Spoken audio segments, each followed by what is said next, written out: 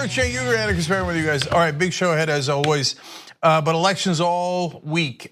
So Rhode Island's tonight, Matt Brown and the Rugenberger for the lieutenant governor race in tonight, and then Cynthia Nixon's tomorrow night in New York against Andrew Cuomo. That's going to be a heavyweight fight. So on today's show, lots of fascinating news. There's a new PAC formed. Now, those PACs normally there's a little questionable, but sometimes you get a PAC like Wolf PAC and not so bad. This one is a little bit like that. It is unique. It is unique. I hadn't thought of it, and when I read into it, I was like, wait a minute, that's a really good idea. You're hyper today. No, but Great. It's true. But it's true, guys. You guys are gonna see it. And by the way, started by a Justice Democrat. What? That's already in Congress. Oh, yeah. And then the Trump Tower meeting. What are they doing? Are they scrubbing that money a little bit? It looks like it. Okay, look like a little bit of money laundering. Hey, over here, then they go to the Virgin Islands, and then all of a sudden they get cleaned out and put that on the other side. We're gonna explain that whole chain for you guys a little bit later in the show. And where did the money wind up after the Trump Tower meetings? Rams. Okay, so that's a little bit later in the program. No one does a news show like this. No one. Casper, go. All right, we begin with Hurricane Florence. Very relevant story. The Carolinas and Virginia very concerned about this upcoming hurricane, and they should be considering Trump's priorities. New documents reveal that the Trump administration decided to take millions of dollars out of FEMA funding and then redirect that money toward detaining individuals at the border. So to be specific, there was $10 million that was taken out of the FEMA budget, and it would come from FEMA's operations and support budget, and it was then transferred to accounts at ICE to pay for detention and removal operations. As we know, the Trump administration continues with their extremely strict immigration policies, and our preparedness for hurricanes might suffer as a result of that.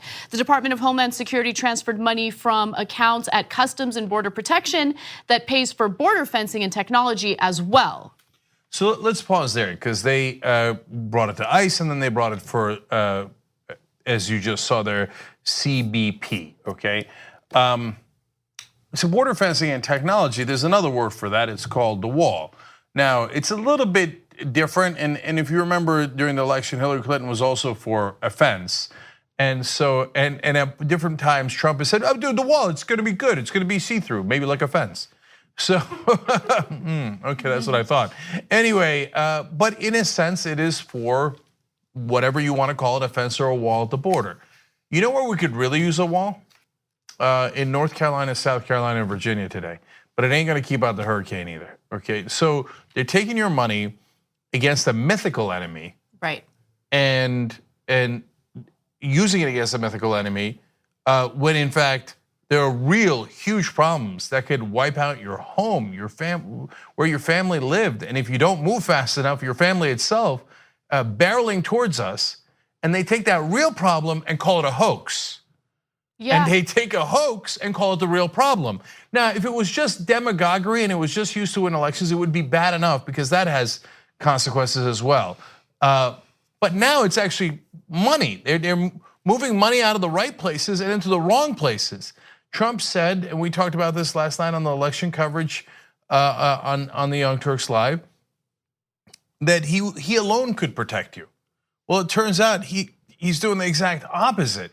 Just in order to play political games, he's not protecting your family, and instead transferring money to things that are going to do almost nothing to protect you. Right, and also, as with any political issue, any policy, you have to take it in the context of other policies to kind of understand the weight of what's going on. Because this isn't just an isolated story where money's being redirected from FEMA and put into detention efforts at the border. You have to think about what Trump has been doing when it comes to environmental policy, which would exacerbate the issue of climate change and further lead lead to more extreme weather conditions, more extreme hurricane seasons. Then you have to keep in mind that the Trump administration pushed for and successfully passed massive tax cuts for the wealthy, which will lead to less revenue for the federal government. Those tax cuts are gonna cost nearly $2 trillion over the next 10 years. And so all of this stuff is an incredibly dangerous cocktail. And we've already seen the ramifications of that when it comes to Puerto Rico. But with more extreme weather conditions, it's only gonna get worse. So by the way, it's not just FEMA. According to these documents, $200 million was moved from the budgets of other agencies to ICE's detention and removals. So we know about this because Senator Jeff Merkley of Oregon was able to get these documents, and he had an interview on the Rachel Maddow show about it. So I want to toss to this video so you kind of get a sense of how serious this is. $10 million comes out of FEMA when we're facing a hurricane season, knowing what happened last year, and then look what we've had since. A hurricane just barely missed Hawaii, a tropical storm that almost became a hurricane hit Mississippi, and now we have this hurricane Florence bearing down on the Carolinas. I find it extraordinary. And by the way, Rachel, the chart you put up is the same chart I have in my hand right here. It says that money came from response and recovery, right on it. So I would dispute the statement that this has no bearing on addressing the challenges from hurricanes. So I want to also just quickly give you that statement that Senator Merkley referenced at the end of that quote. He said the DHS, Department of Homeland Security, released a statement on Twitter, and it goes as follows: under no circumstances was any disaster relief funding transferred from FEMA to immigration enforcement efforts. This is a sorry attempt to push a false agenda at a time when the administration is focused on assisting millions on the East Coast facing a catastrophic disaster. That is a flat out lie. The documents 100% indicate that the $10 million, nearly $10 million, was taken out of the FEMA budget, specifically the FEMA's operations and support budget, and then redirected to these immigration efforts. In fact, instantly after putting out that lie, the agency, according to the New York Times, in an email said that funds taken from FEMA's accounts amounted to less than 1% of the agency's operational accounts. Okay, so you did take it out of the operational accounts. So when you said you didn't take it out of there, that was nothing but a lie. And does this administration have any credibility left at all? No. And do they think through any of their lies before they say them? So lie number one is, oh, no such thing, it's outrageous. How could they possibly say that? Lie number two is, it's just a small thing anyway. I mean, it was taken out of the operational account, so that first thing we said was total lie. An obvious, brazen, ridiculous lie, which we're now saying is, yeah, but we only took out a little bit. Okay, all right, now at least we're clear on who to believe and who not to believe. Merkley, by the way, if you don't know him, is one of the best progressives in the Senate, and this is exactly the type of thing that why we have separation of powers and why we need the three branches. So the legislative checks the executive and says, wait a minute, do you have the right priorities? And if Merkley releases that document and the whole country goes, oh yeah, that's great, man, that's wonderful. We really need to build that fence and to build more detention camps. That's what the country needs. Our family's being protected from hurricanes, who cares? The Trump administration did, according to himself, an unbelievably great job of protecting people in Puerto Rico, even though nearly 3,000 people died. If that's such a great job, if 3,000 people die in the Carolinas, will he also call that a success? An unsung success? Will he call? And if the country's comfortable with that, like, hey, 3,000 people dying in a hurricane, but at least we got detention camps, then you would say, oh, okay, I'm glad it was the legislative branch showed that, and we applaud it. If you don't like that, then I'm glad, we live in a democracy, then you should do something about it. I do want to also touch on Trump's reaction to the nearly 3,000 deaths in Puerto Rico, and also FEMA's honesty in their report following some of these results in Puerto Rico. So first, as we had talked about yesterday, Trump believes that the disaster relief efforts in Puerto Rico were an unsung success. I'm sure he got heat for that because it was a ridiculous statement to say, but he decided to double down on it today. And he said via Twitter, "We got A+ for our recent hurricane work in Texas and Florida and did an unappreciated job, great job in Puerto Rico, even though an inaccessible island with very poor electricity and a totally incompetent mayor of San Juan." He's unbelievable. Nearly 3,000 people died. We are ready for the big one that is coming. So that's what Trump said. Now, what did FEMA say? Because they did release a report, after they analyzed the efforts there. And an after-action report by FEMA released in July shows that the agency vastly underestimated how much food and fresh water it would need and how hard it would be to get additional supplies to the island. The report also describes the initial response as chaotic and disorganized and plagued with logistical problems as the agency tried to get food and other equipment onto the island. I feel like half my job now is breaking down the stupidity of Donald Trump and explaining all the things that are wrong with it. It turns out the island was inaccessible. As he has previously said, literally, it was surrounded by water, big water, ocean water. That's a quote. Okay, yeah, as the president, you're supposed to foresee that an island might be surrounded by water and that it might be hard to get to. And you're supposed to plan for that. Nobody could have known that an island was surrounded by water. We didn't know that it was big water in a hurricane. And it was very wet. And in fact, that's another quote from yesterday when he said that the hurricane is coming to the Carolinas and that it is going to be tremendously wet. Come on, guys, you're a Trump voter, you're still proud. You're still proud. You think that guy is smart. So, a guy who says that water is tremendously wet. And a guy who says, well, an island was inaccessible. Everybody gave us A+, he said, for Texas and Florida. If Obama had said that, one, I'd be mortified, and two, I'd come out here and laugh and criticize him, etc. Why? I got 8-year track record of doing that. When Obama did something wrong, we pointed out. It's humiliating to have somebody on your own side be such a frickin' doofus. If Obama came out on anything he did, I got an A+ on that. You know what? Another thing I did. Also an A+. Everything I do is an A+. I'd be like, oh my God, I'm so sorry I ever voted for him. What a buffoon. Who talks like that? What moron goes around saying, the things that I did, all the disasters that I handled, where thousands of people died, I got A+. I'd be like, oh my God, get me out of this room. You're proud of that? You're a Trump voter, you're proud of that? What an unbelievable idiot. You live in the Carolinas and Virginia. You really think that he prepared? Look, the fish rots from the head down. Scaramucci, his chief of staff for 13.5 seconds, said that quote. And he's the rotting fish at the head of this administration. They don't plan for anything. Their only plan is afterwards we'll lie about it and we'll cover it up. It'll be fine. So already hundreds of thousands of people have evacuated to protect themselves from the hurricane that's coming. If you haven't evacuated, please do it. Please, don't take any chances, don't risk it, and don't rely on Trump's words because I don't trust him. I don't trust that he's prepared. He's completely oblivious, he's delusional, he's done a horrible job when it comes to Puerto Rico. He did a good job. FEMA did a great job when it came to Texas and Florida, but there's no guarantee that that will happen this time around, especially when you see how the funds have been diverted. Yeah. One last thing. His criticism of the mayor of San Juan.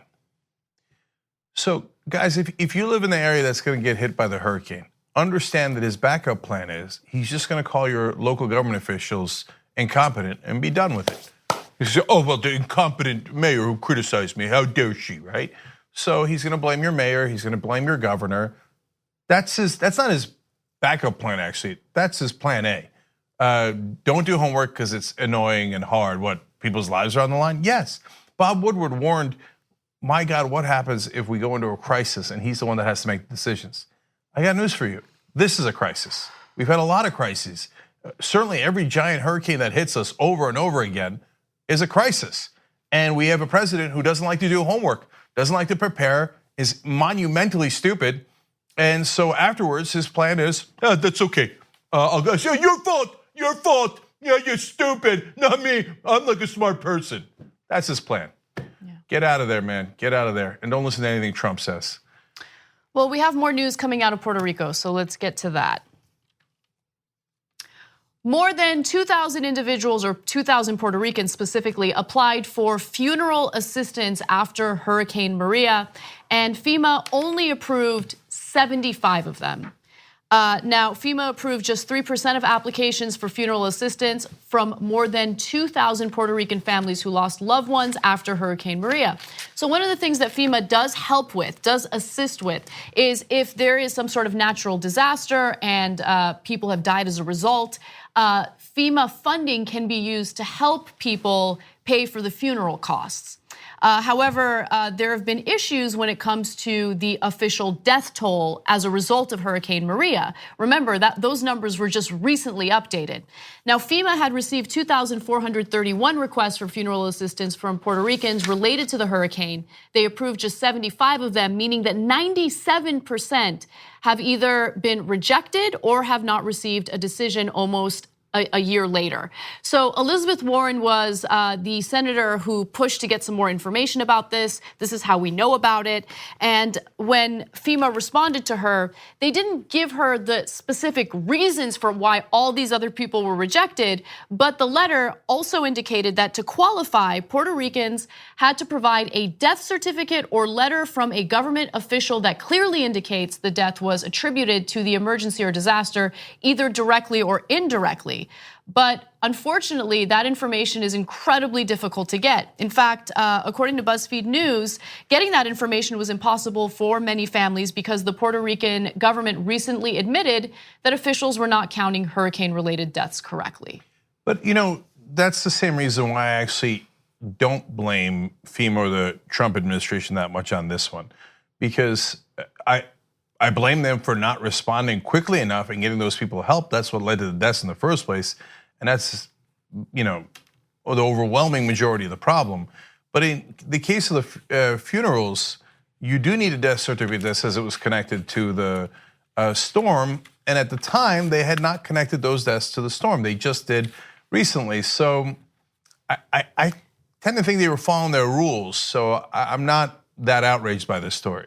Yeah, so I am outraged, but I agree with you that it's not FEMA's responsibility to issue the death certificates, right? It's the local officials, the politicians in Puerto Rico. But the way there was wrongdoing on the Puerto Rican side as well, and I'm specifically talking about some of the politicians, right? The fact that we couldn't get updated, accurate numbers regarding the death toll was ridiculous. I mean, it was 65 people or something around there in the 60s, and it wasn't until a couple weeks ago where researchers went in, I believe it was researchers with George Washington University, and they were able to find a more accurate count, although even that number is a bit of an underestimate based on other estimates that were done.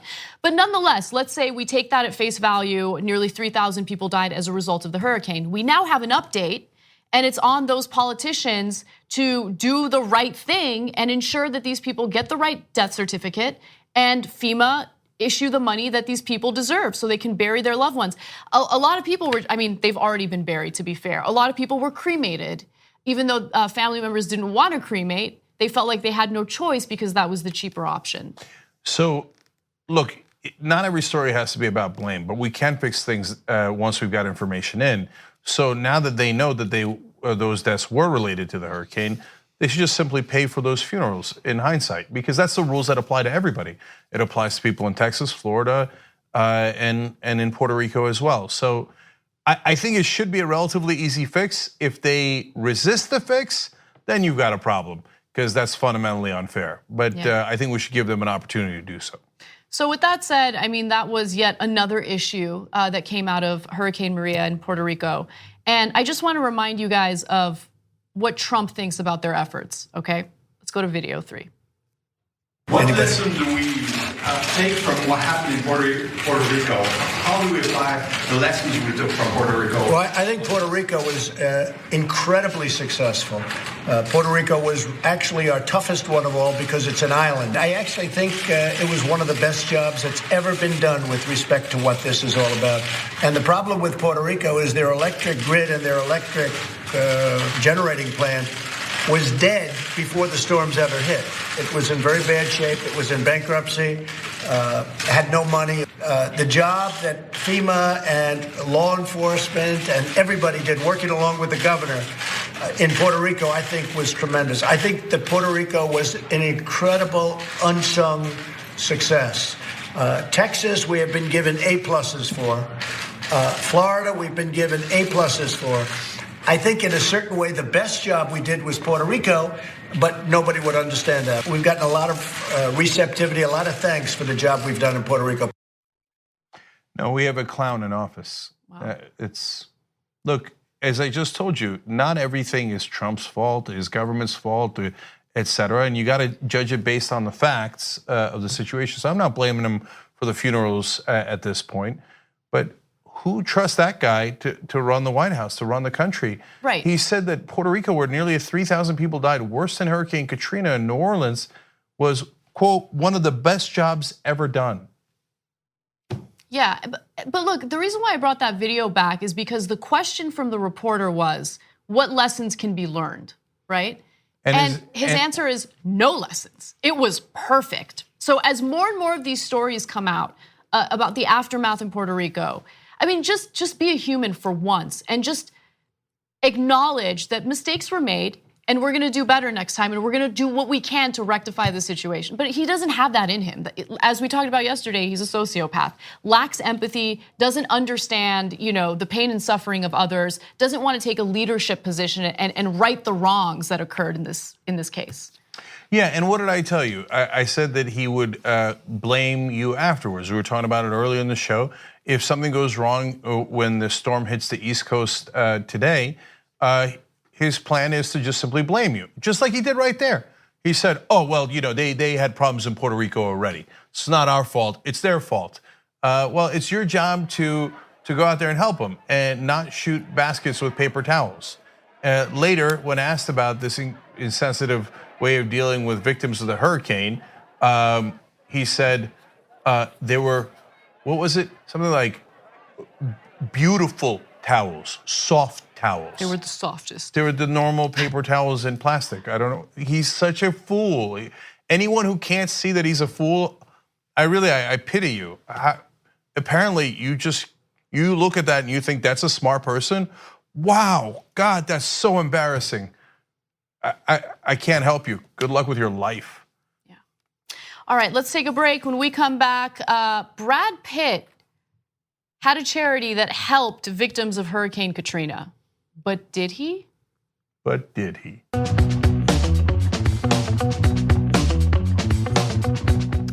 All right, back on the Young Turks. I'll read comments a little bit later in the show because I just want to use time to talk a little bit about something that a lot of you guys have asked about, and then we'll go on with the show. So we're doing a membership drive. I'll just quickly show you where we are now. tyt.com/join. I want to come back and talk about this a little bit later in a sec, and that's a good number, and we appreciate it. That's about 3,000 higher than when we started about a week ago, and you guys are amazing for doing that. Now, I wanted to make sure that you guys understood something that happened here at TYT.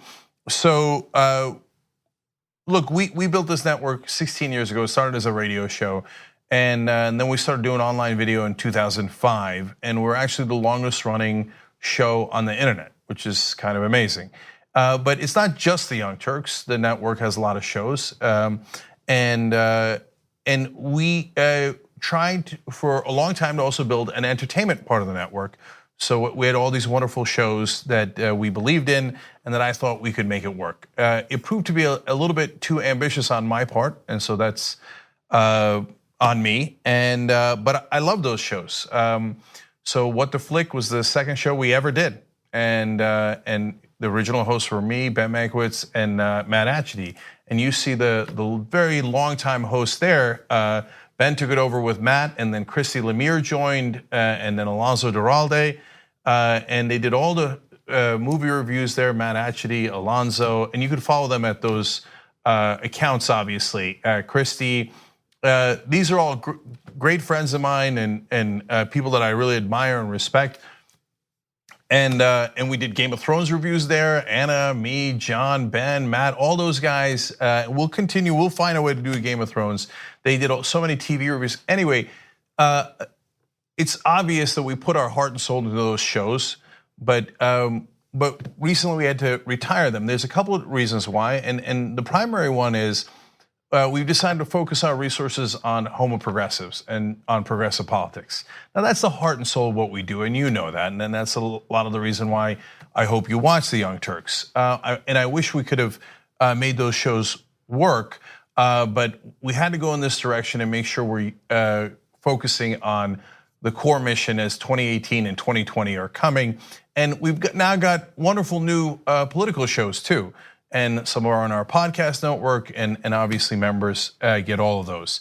But so I want to tell you that the shows that basically, you can call it anything you like, but we're saying we retired are Pop Trigger, What the Flick, Think Tank, which used to be TYT University, which Anna started back in the day. Anna and John used to do that, and Nerd Alert. So I just want to thank some more people from those shows. So you have Grace Baldridge, who is on Pop Trigger. And by the way, some of these folks were on many of our other shows, including the Young Turks, and will continue to be. So, I can't wait to work with them again in the future and throughout. But Grace was mainly on Pop Trigger, so was Jason Carter, and also on the Young Turks from time to time, Darren Dean. I heard she just got into nursing school. She's continuing her modeling and acting career, but great to have Darren with us. And again, Matt Atchity, Christy Lemire, Alonso Duralde, that I told you guys about. And I also want to do a special shout out to Amir Nakui, who was the executive producer of both Pop Trigger and What the Flick. And you saw him on air from time to time, and including on Pop Trigger and Murder with Friends. It's another great show by Grace Baldridge, and Amir helped to put all those together. So I want to thank him. I also want to thank Hannah Cranston, who did such great work on Think Tank, and you saw Hannah a lot on the Young Turks as well. And of course, Kim Horcher from Nerd Alert on the show recently, obviously, and then built Nerd Alert, and we want to thank her for that. And they've got nothing but love here in the crew and in the building. And like I said, I hope we can work together with them again. And look, I just mentioned the hosts because you guys are more familiar with the hosts, but there was also wonderful editors, graphics, stage crew, production people involved in those shows, and I want to thank all of them as well, and appreciate their effort greatly. And so if you want to see some of the old episodes, and we've gotten a lot of requests for that, especially for for all the shows. That was a great picture that Kim put up. Murder with Friends, for example, etc. So go to tyt.com/archive, and you will be directed to those shows. And by the way, archives of the shows that are still on, and we've got over a dozen shows that are on that you get as part of membership, are also in the archives. So if you want to go back and listen to old schools, or watch old schools, or aggressive progressives, they're also in the archives. So please take advantage of that. And look, just two more things real quick. One is that I just want to explain why and how this stuff happens. Look, sometimes there's just normal changes in the course of a network. And so, for example, we changed TYT University into Think Tank. And some people didn't like that because they loved the show that Anna and John used to do when it was called TYT University. But these are normal changes that come along. They're small changes.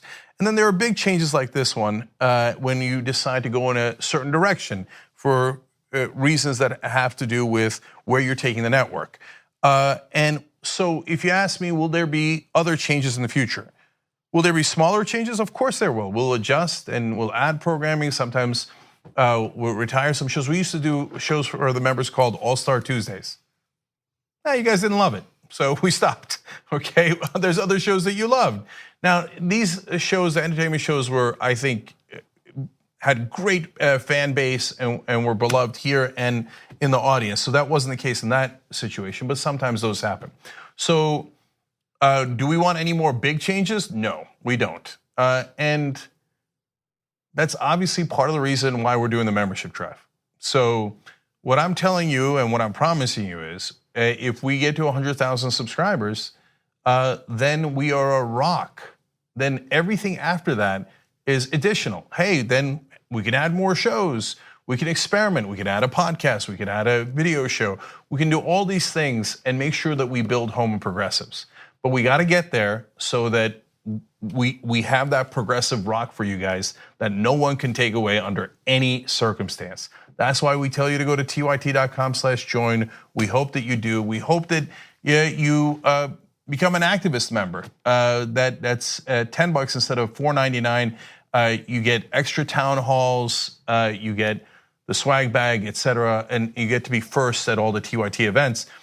And then finally, I wanted to let you know that I am doing a town hall where I'll be taking more questions, and I think we're arguably the most open and honest show in America, and so especially for our members, and that's the town halls are just for our members. Monday, September 17th at 7 o'clock Pacific, I'll take your guys' questions in that town hall. tyt.com/join to become a member and be part of that town hall. Thank you guys. Thank you for all the people who watch those shows. And by the way, one last thing on the YouTube and Facebook channels, we're doing one last video for them. The one for Pop Trigger is already up. It's pretty moving.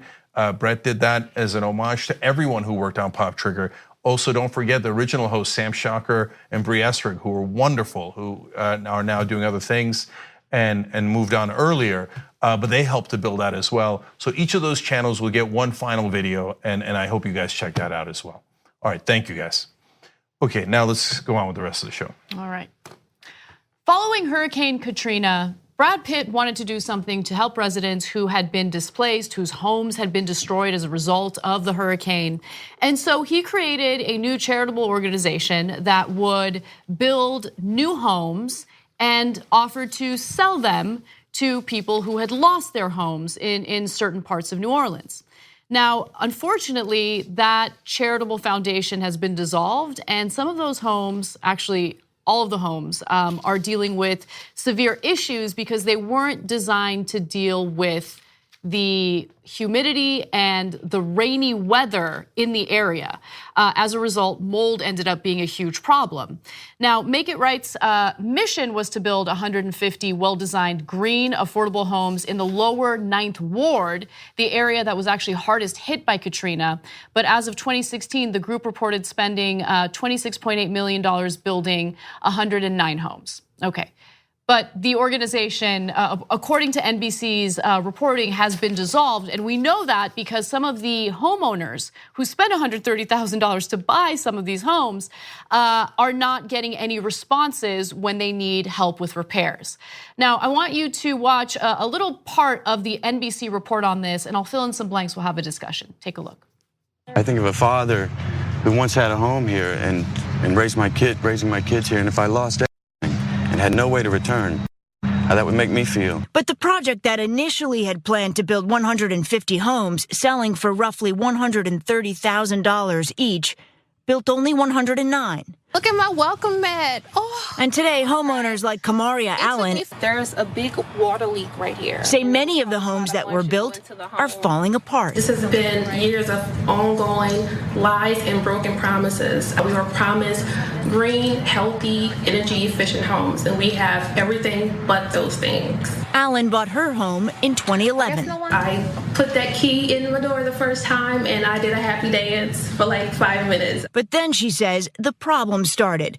Rusty power sockets, mushrooms growing from the home siding.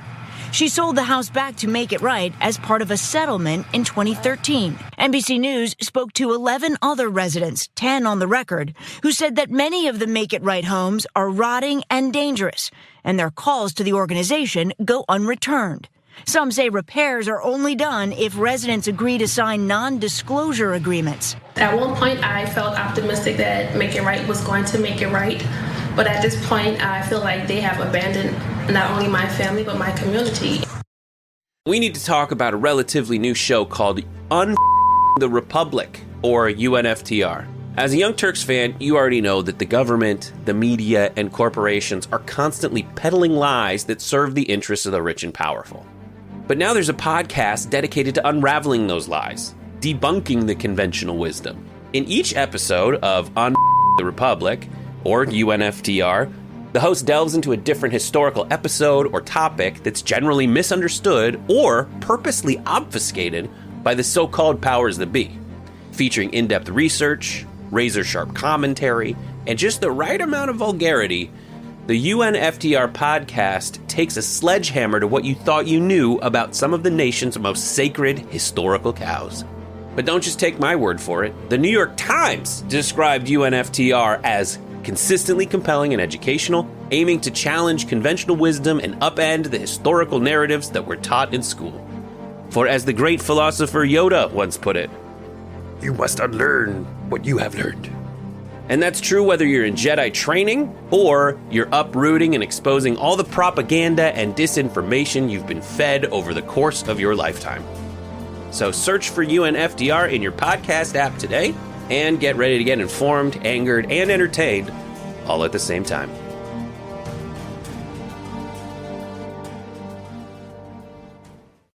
So there's two elements to this story from my perspective. The second one's going to be controversial. But the first one was when I first saw the report and it said Brad Pitt sued for a charity where he was trying to help build homes in New Orleans. I was like, Jesus Christ, what are you guys doing, man? He's trying to help and now you're going to sue him.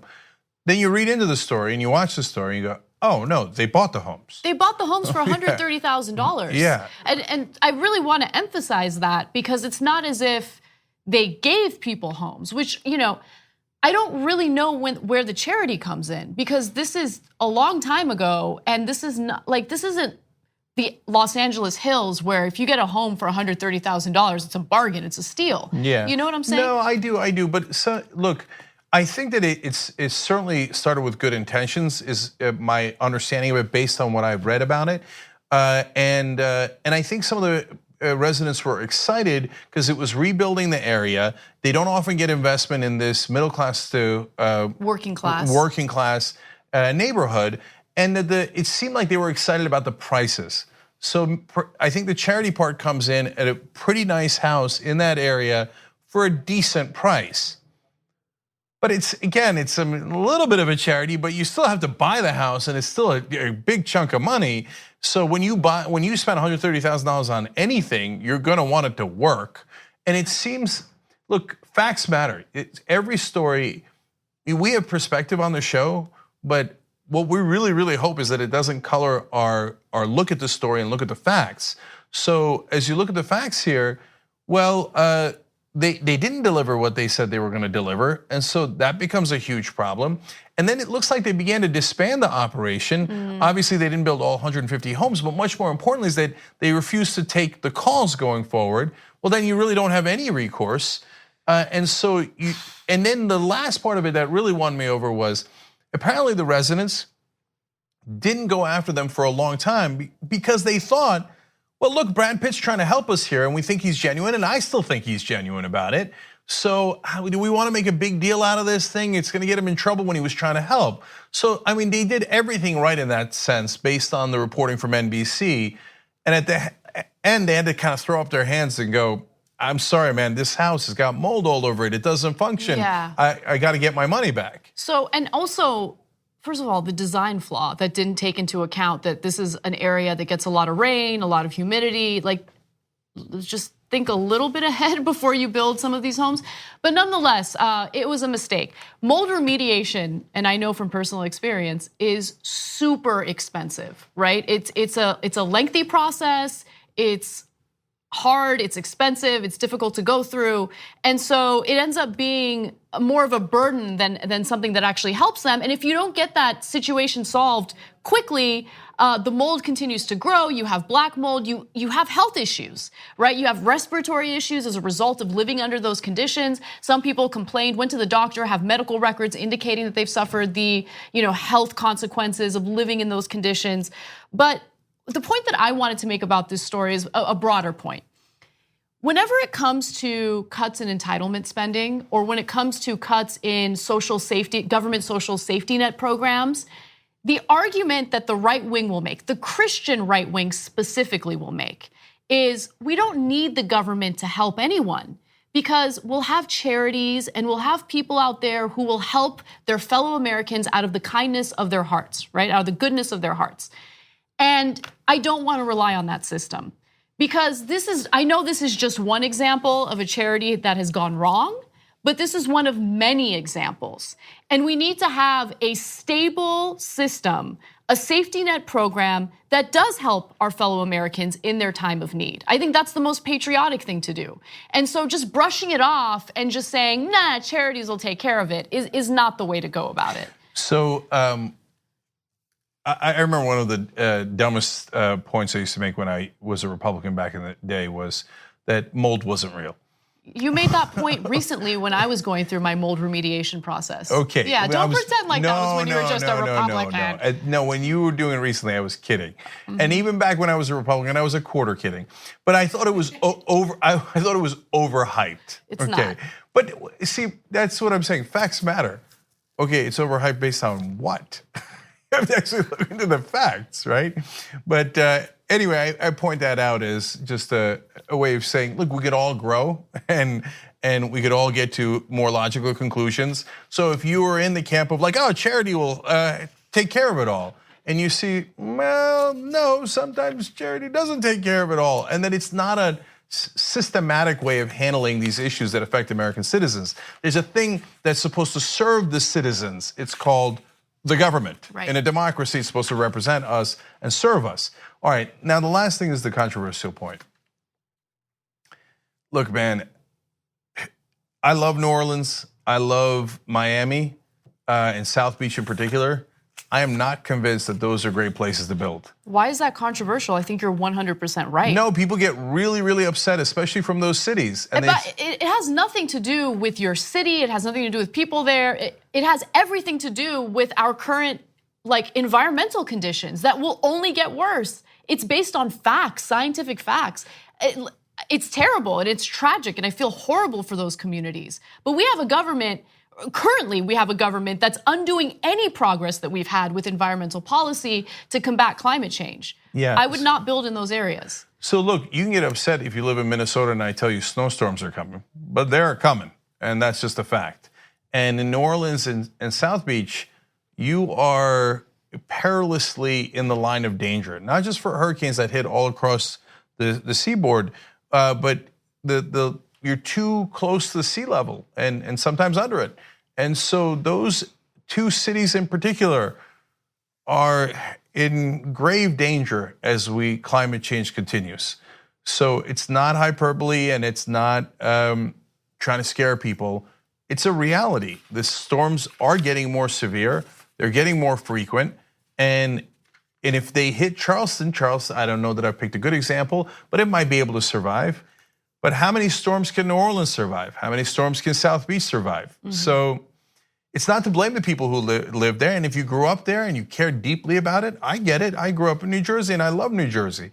And I don't want it to go away. But we got to start being a little bit more realistic here, because continuing to build in areas that are clearly in a very significant path of danger is an issue. We need to take a break. But when we come back, there is a pharmaceutical executive that will make your head explode, okay? And it's not Martin Shkreli, it's someone else who might be worse. Yeah, and their view of morality is really instructive. I mean, it's both enraging, but it really does give you a worldview into how other people think that is greatly disconcerting. All right, we'll be right back. We hope you're enjoying this free clip from the Young Turks. If you want to get the whole show and more exclusive content while supporting independent media, become a member at tyt.com/join today. In the meantime, enjoy this free segment.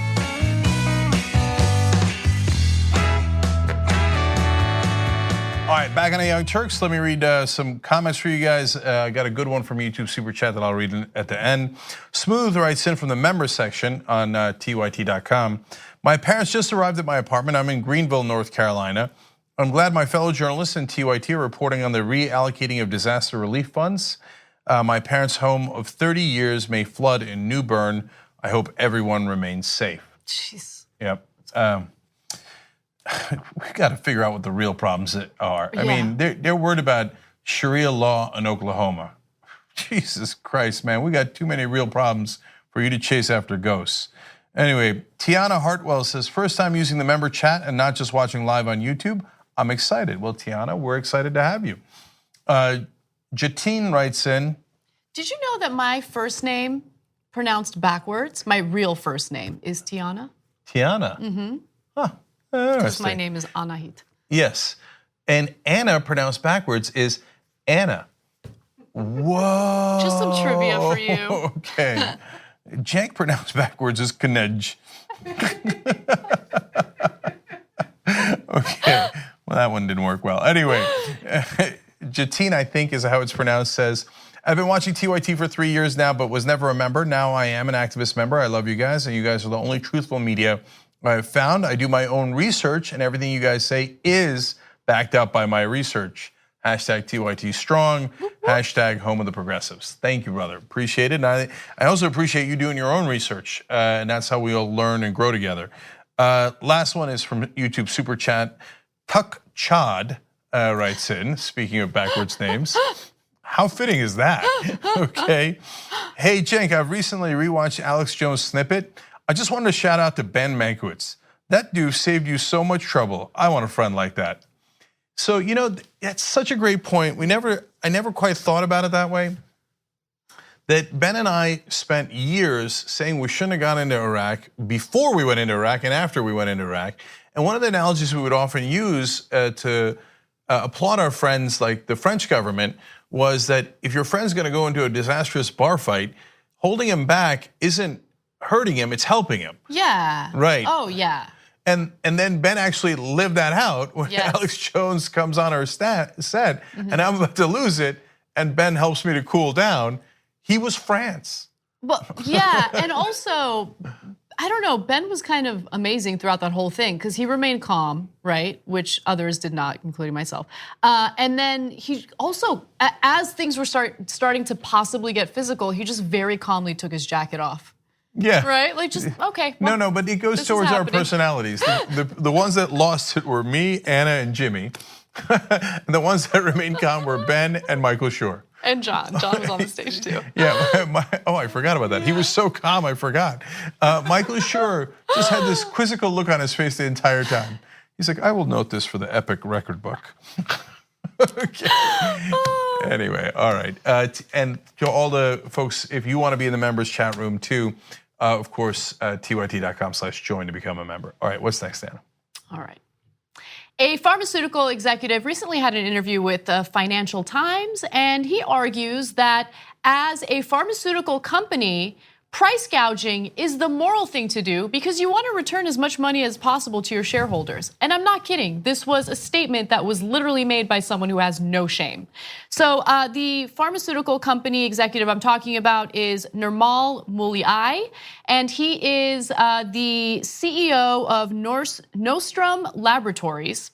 And he just recently engaged in some price gouging of his own, and he was asked about it.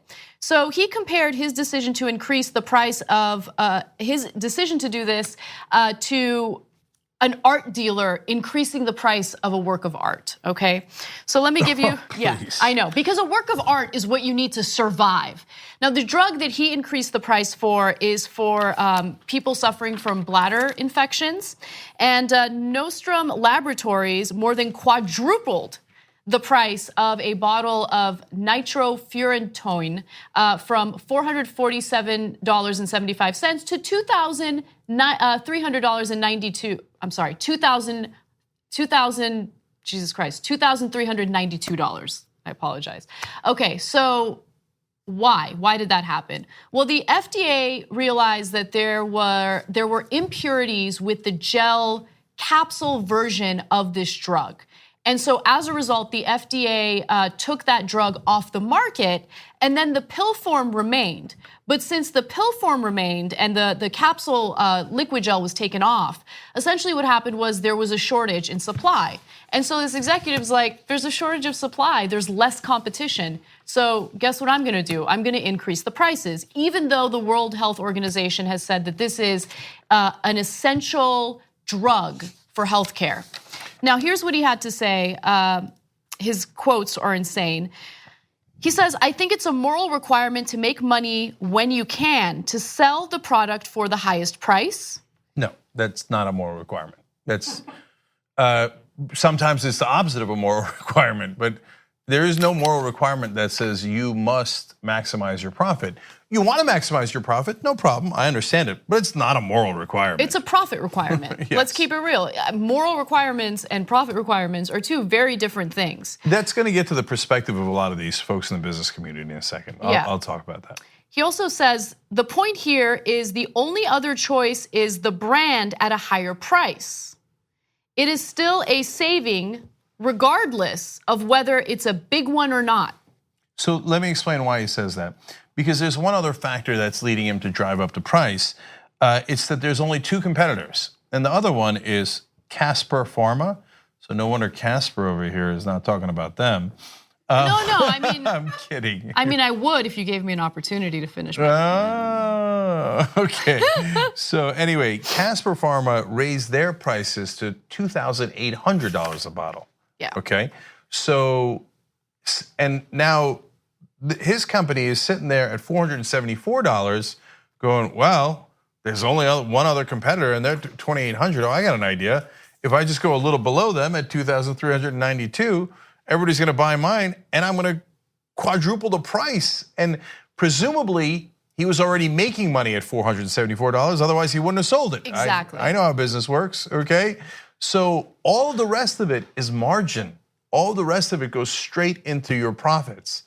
So it's not like, oh my God, I couldn't have made this drug that helps you with urinary tract infection if I don't charge $2,300 for it. No, I could have made it and made a really good living and have a very successful company at $474. But this is called an oligopoly. So the 2 of us have cornered the market here. You don't have any other choice, or you could just continue to have a urinary tract infection. So we know you don't want one, so we're gonna price gouge you and then call that moral.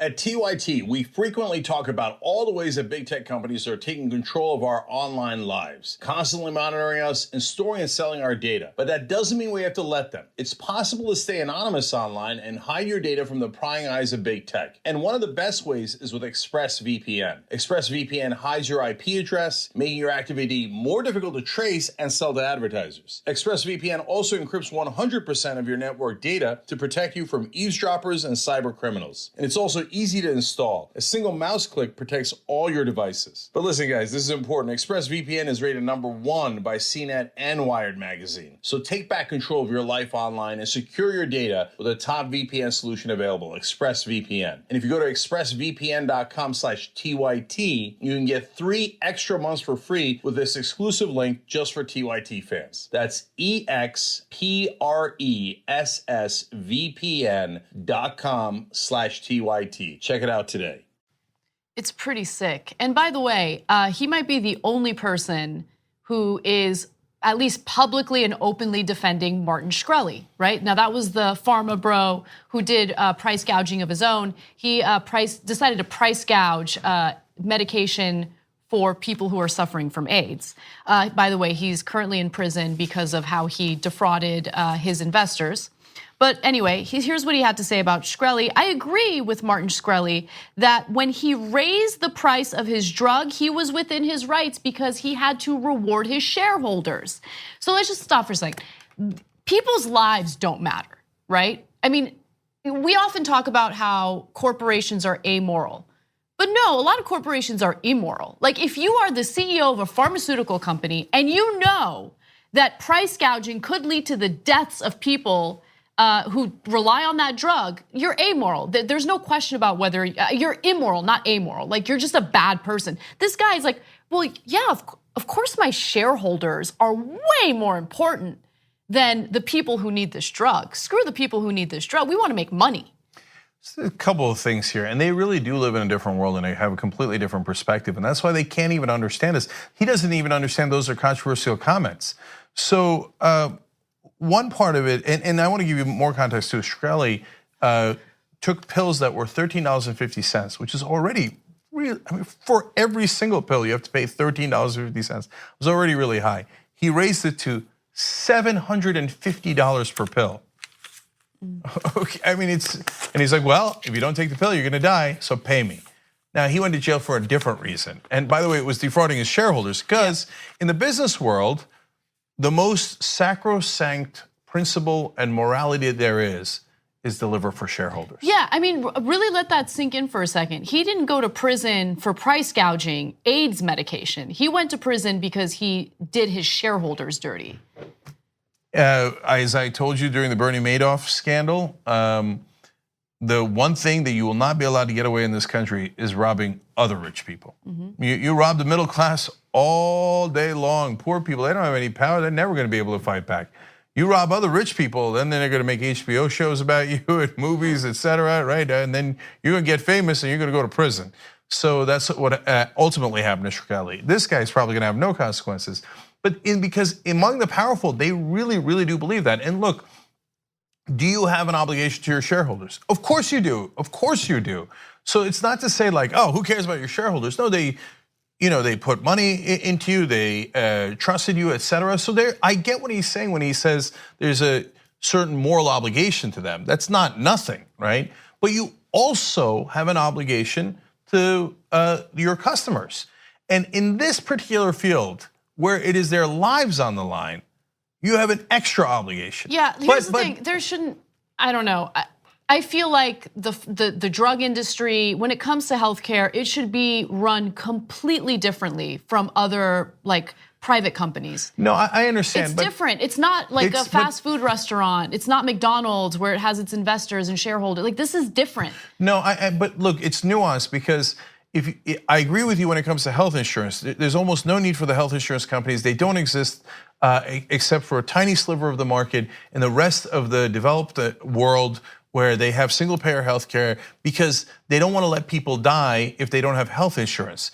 And that is deeply immoral. That every other country has decided that except us in the developed world. So I agree with you completely there. When it comes to the drug companies, it's a little bit harder because there is something to that profit motive that gets them to do these amazing drugs that do save people's lives. But there is a role for the government, as Adam Smith talked about. A free market will run amok. It will create monopolies and oligopolies, and that is where the government should step in and say, especially in a field that affects people's lives, there's certain, we're not gonna take your profit away, but there are certain rules and regulations you have to follow. If you corner the market, there's no competition and people's lives depend on it. So I don't think that the government has to take over the drug companies. I don't think that would be fruitful, but it does have a role in regulating the markets. Yeah, look, I don't have enough expertise to make a strong point here, but I do want to look into just different systems because look, I believe in competition driving innovation, but at the same time, you do hear stories about, let's say Cuba, for instance. Like Cuba's healthcare system, it has its flaws. I'm not trying to pretend like it's perfect, but you have researchers there who have come up with a cure, a possible legitimate cure for lung cancer. Right, and they're doing this all under a communistic regime. I hear you, Anna. Or communist regime. Well, look, of course, if you get into the nitty gritty of the healthcare of Cuba versus the US, none of us are gonna on the spot have enough expertise to have that debate, right? But having said that, that is one thing you hear out of Cuba. Have we developed a lot more drugs in America? Yes. No, you're right. But maybe there could be a case made that, well, first of all, one thing I want everyone to consider is that the federal government in the United States does provide taxpayer-funded grants for research that these pharmaceutical companies do. So just keep in mind that we as taxpayers, okay, have contributed to the research and the development of these drugs, which then these private companies turn around and price gouge us on. Well, that's the corruption of government that I can't stand. Because if the American taxpayer paid into creating those drugs and you're making this huge profit, well, we should get a piece of the profit. Why do we constantly privatize the gains and socialize the losses? As Naomi Klein has pointed out over and over again. And it's a great, great point, and it applies here too. Finally, look, one of the things I'm concerned about, and it is because of a structural issue in America, is that a lot of folks, not everybody, but a lot of people in the business community have gotten used to this perspective that yes, it's my moral duty to make as much as humanly possible. And if it hurts you in any other way, it raises your prices. Sometimes they'll buy parking meters in a particular city and then they'll raise the prices and they'll give you more fines. And if you're poor, that's devastating to your life. They don't care. They think my only morality and my only moral duty is to maximize profit. No, that's a perverse system. And that perverse system is set up because of our laws. In the law, it says that a corporation, a public corporation, private corporations actually are a little different, but certainly a public corporation must maximize profit. So it's incumbent upon us as American citizens to regain our democracy and to pass laws that say otherwise, that you should make a profit, but that you are allowed to have other considerations like the lives and deaths of our fellow citizens. Other countries have done so. We should look at those and learn from experiences that have worked, that have created stable economies while actually caring about the lives of its own citizens. Finally, I want to leave you with 2 more quotes from this CEO because it really speaks to what you were just saying, Cenk. He says the following of Martin Shkreli. If he's the only one selling it, meaning the drug, then he can make as much money as he can. This is a capitalist economy, and if you can't make money, you can't stay in business. I'm sorry, just real quick on that. There's a huge difference between you can't make money, you can't stay in business. That's absolutely true. That's just math, right? And I make plenty of money, I'm already in business. I'm now going to quadruple my price, raise it by 400%, or as Shkreli did, 5,000%. No, you're choosing to do that, and you could, that's when and if there's real competition, then hey, you get to do it. If you've eliminated competition in an unnatural way, then the government should step in. It depends on case by case, but it's not something like, oh, poor Nostrum Laboratories was just about to go out of business until they raised their prices 400%. Yeah. That's not anywhere near this fact pattern. And finally, he wants to justify everything that he's saying by comparing the importance of pharmaceutical drugs to other consumer products. We have to make money when we can. The price of iPhones goes up. The price of cars goes up. Hotel rooms are very expensive. Well, you don't need any of those things to survive. Yeah, you don't need to stay in a very expensive hotel room. But if you've got a urinary tract infection, apparently you need your medicine. And so this is not a normal situation.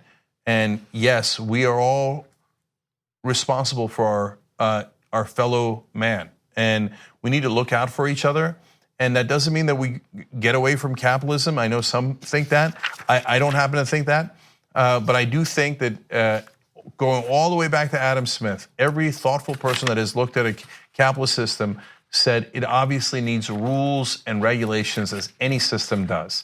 And in America, unfortunately, we have run amok, and there's only one rule left: maximize profit.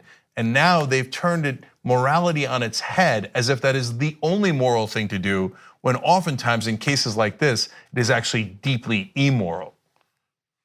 All right, one more story before we go to break. There is one progressive lawmaker who is pushing for a system that would help Democratic candidates who want a Medicare for all system. And that representative is Pramila Jayapal. She is a Democrat out of Washington, and she has created a political action committee. Something that we will usually have negative commentary toward here on this show, but this political action committee is very different from the super PACs that help to corrupt our political system. Now, Representative Jayapal is founding a political action committee to contribute money to congressional candidates who support single-payer healthcare, commonly known as Medicare for All. In fact, she gave a quote saying the following: the goal is to really lift up and support candidates who are excited about and supporting the idea of Medicare for All. It's really that simple. And it turns out that Medicare for All does have support among some Democrats in Congress right now. It has the support of more than 1/3 of the Senate Democratic caucus, and also a majority of House Democrats, and also former President Barack Obama. Belatedly, just the other day. Very belatedly, yeah. Okay, so now let me give credit to some other PACs. First of all, Pramila Jayapal is a Just Democrat, one of the 3 incumbents who are super proud of her, super proud of this proposal, which I think is borderline genius. I'll explain why in a second. Secondly, the Just Democrat organization pressured a lot of those House Democrats in the first place to sign up for Medicare for All. It was not a majority when Just Democrats started campaign in every single district to try to pressure those Congress people into it, and now it's a majority of Democrats in the House. That's a big, big difference, especially as the Democrats might take over the House.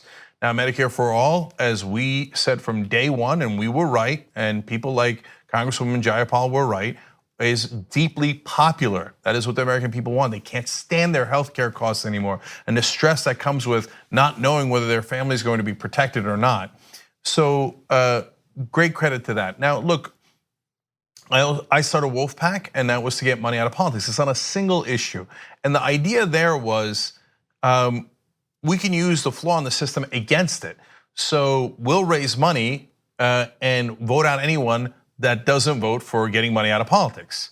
It's a trip, right? But it works. And in fact, in places where we've done it, in Connecticut and Maryland, the other side has howled. And they say, well, how could you want to get money out of politics, but you're spending all this money on people that voted against you? Well, we say, well, there's one way to fix that. You get money out of politics, then I can't spend it. Okay, right. So that's wolf-pack.com. But this is, I hadn't thought of it at all. And I want to give Jayapal and everybody that worked on it tremendous credit, because the minute I read it, I was like, oh my God, why didn't we think of this earlier? Because in this case, if you love Medicare for All, as 70% of the country does, then you give money to the politicians that are for Medicare for All. And guess what's gonna happen? Soon you're gonna have more politicians who are for Medicare for All. It begins to even the odds. So that's why it's borderline genius. And also, this political action committee is seeking small dollar donations. Is that? Yeah, small dollar donations. Yeah, so this is different from a super PAC that Lockheed Martin gives money to get Lindsey Graham reelected. It's and by the way, another really important distinction from this political action committee and other efforts that we're seeing is that they are only going to help politicians who specifically say, no, Medicare for all. No nonsense about, okay, the first, we're gonna support the first step, which is, what Barack Obama did. Okay, the Affordable Care Act, we're gonna maybe expand Medicare coverage, maybe lower the age in which people are eligible for Medicare. They don't wanna fund any of that. They don't want any part of those politicians. They're only going to help support politicians who specifically say that they want a Medicare for all system, period. No, Jayapal's not playing, right? She's like, no, you don't get to be cute here. You're either for Medicare for all, period, or you don't get any of the money. If the money drives politicians, well, okay, then let's raise money for this issue. I think you can go issue by issue. Look, by the way, I want to make sure that you guys know the website is passmedicareforall.org. We'll have a link down below in the description box later if you're watching on YouTube or Facebook, and go help them, passmedicareforall.org. So look, it's one thing when I started in 2011 a PAC, and it's an online show doing the best they can, and for whatever reason, it's hard for people to understand. Give money to an organization to get money out of politics. That throws them for a loop. I don't think it's that complicated, but it does. Yeah. It's another thing when a sitting incumbent says you want this issue passed. Well, what's the number one way to get issues passed? By giving money to politicians. It sucks that system exists, so give money to Wolfpack to get rid of it. But as it currently exists, well, if we raise a ton of money, and my guess is that this is gonna raise a lot of money, and then we give it to only politicians that will go vote for Medicare for all, 2 twos, as my ex-girlfriend used to say, all of a sudden, you're gonna have a lot of politicians for Medicare for all. Before they were getting money from the pharmaceutical companies and the health insurance companies, et cetera. So that created a natural incentive to go, as Larry Lessig says, great professor from Harvard, who's the godfather of getting money out of politics movement. He says, the politicians follow the green. Okay, so they see that money and they go run towards it. It's always the same thing. They lean towards the green, he says. And in this case, well, okay, now we got the green. Okay, if you guys donate to it, et cetera, and my guess is correct that they'll raise a lot of money, and then yes, all of a sudden, all those politicians will lean to the green. Yes, absolutely. And I just want to leave this with some facts about what's happening with our current healthcare system, because there was a story that I found really important. Unfortunately, we didn't have time to do a video on it, but I want to share some of the statistics. So there is a record number of elderly people filing for bankruptcy during their retirement years, during their retirement age. And part of the reason why, big reason why, is because of unaffordable health care here in the United States. So there have been a number of studies done, but one of the more recent studies indicates, let's go to graphic 55, the rate of people 65 and over filing for bankruptcy grew nearly 204% from 1991 to 2016, and the percentage of seniors among all US bankruptcy filers increased by nearly 5 times over that same period. And one of the main causes, again, was high healthcare costs. And then reduced incomes, obviously, because they're retired, and there's the decline of pensions. But the biggest issue is healthcare. People get sick. If they get sick with a chronic illness, they're screwed under this system. No, I'm telling you, man, I talk to politicians every day, and I talk to reporters who talk to politicians all the time. And right now, what they're getting back from the American people is a giant scream of, please stop. This healthcare issue is killing us, literally, in the case of healthcare. And they're done with it. They're up to here with it. So they need a solution. And unfortunately, Obamacare wasn't it. It was not a half measure, it was a quarter measure, right? And certainly Trump's solution of getting rid of the quarter measure and going back to the terrible system, which still dominates, is not an answer, and people are beginning to understand that. So this Medicare for All thing might happen much quicker than you realize. And then you move on to issue number 2. You could do this again and again and again, right? So the second biggest issue I'm hearing from all of those politicians knocking on doors, talking to average Americans across all parties, student debt.